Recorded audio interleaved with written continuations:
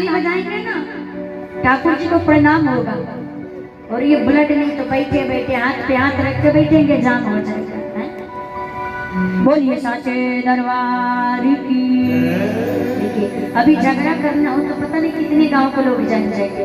यहाँ भगवान के दरबार में किसी को आवाज ही नहीं निकलता है मुझ से। बोलिए राघवेंद्र सरकार की। ये देखिए जब आप लोग हाथ उठाते हैं तो कितने सुंदर लगते हैं।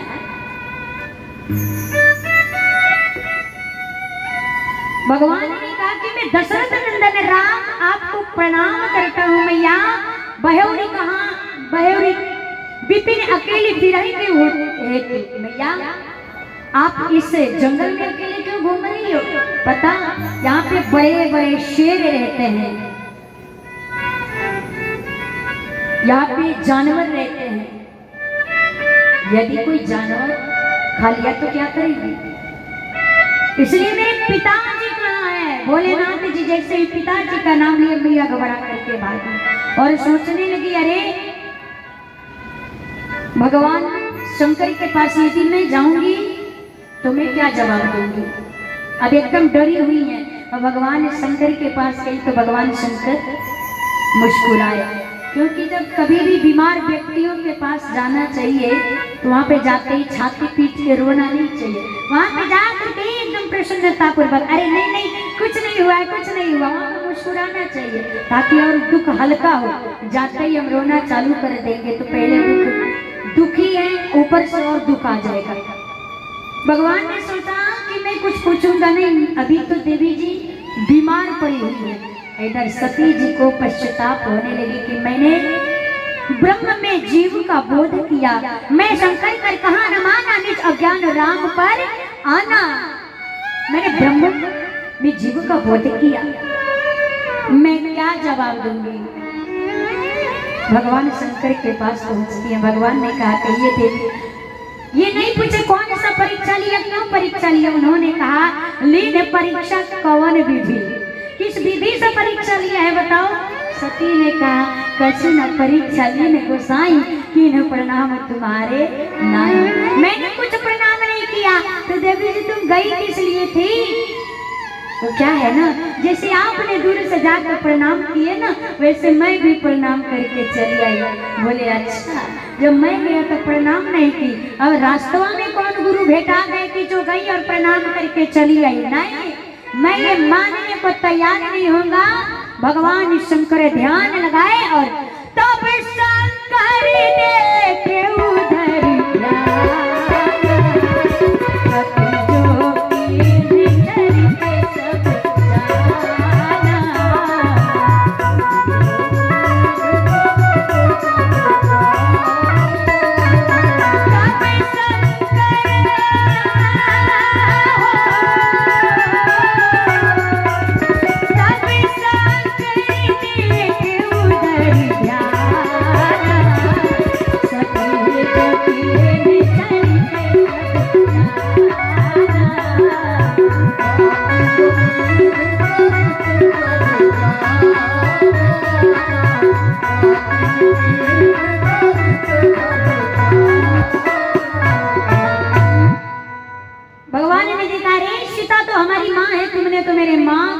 धारण किया है।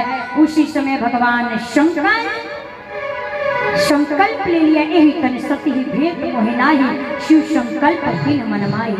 जब तक सती तू इस शरीर में रहेगी आज से मैं तेरा पति नहीं और तू मेरी पत्नी नहीं।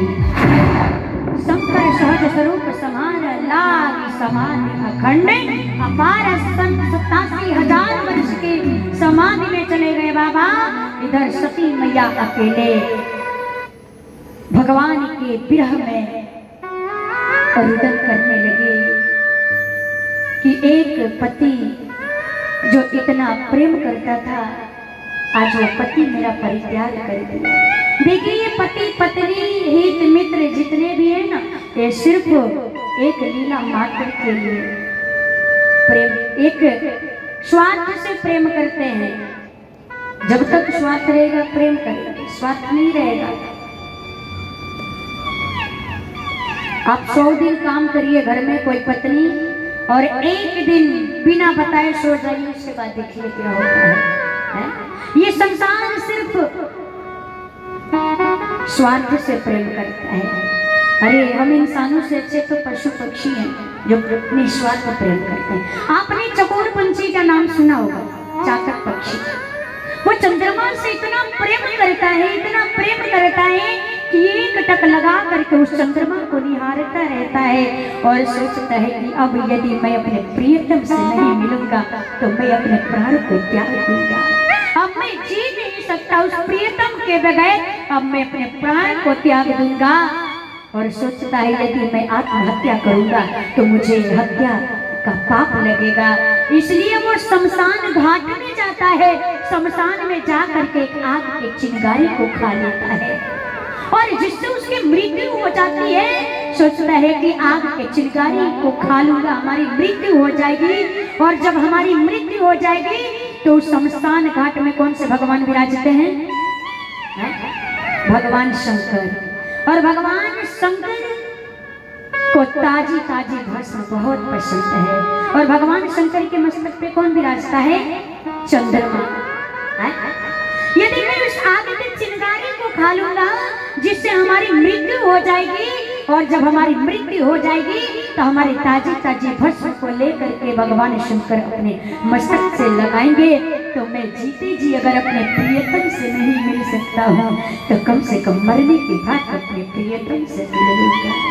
आज वो चकोर पंछी एक नदी के दो किनारे मिलने को मजबूर हैं। हम हैं कितने पास तुम्हारे फिर भी कितने दूर हैं, हम हैं कितने पास तुम्हारे फिर भी कितने दूर हैं। आज कितना प्रेम करता है वो चकोर पंछी, निस्वार्थ प्रेम, प्रेम में कुर्बान कर देता है अपने आप को। लेकिन इस संसारी से यदि प्रेम करेंगे तो दुख मिलेगा, दर्द मिलेगा।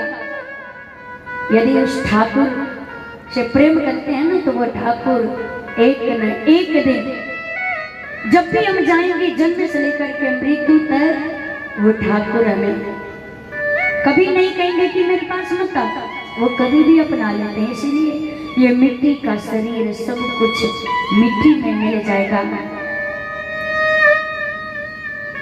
कुछ साथ में नहीं जाएगा। इसलिए समय निकाल करके भगवान के नामों का सुमिरन करिए। जिस दिन ये मिट्टी का शरीर 2 गज कफन में लपेट करके इस मिट्टी में मिला दिया जाएगा और कोई कुछ लेकर के नहीं जाएगा, उस दिन माटी के बनले शरीरिया, माटी के अरे बनले शरीरिया, माटी मिल जाई ए भाई हो, केहू कुछ लेके नहीं जाई ए भाई हो, केहू कुछ लेके नहीं जाई।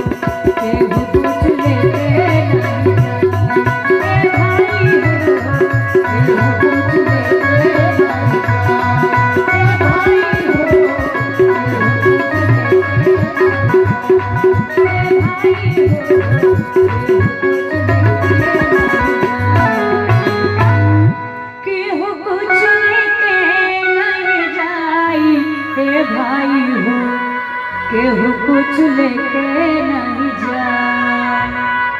इस संसार में कुछ कोई लेकर के नहीं जाए।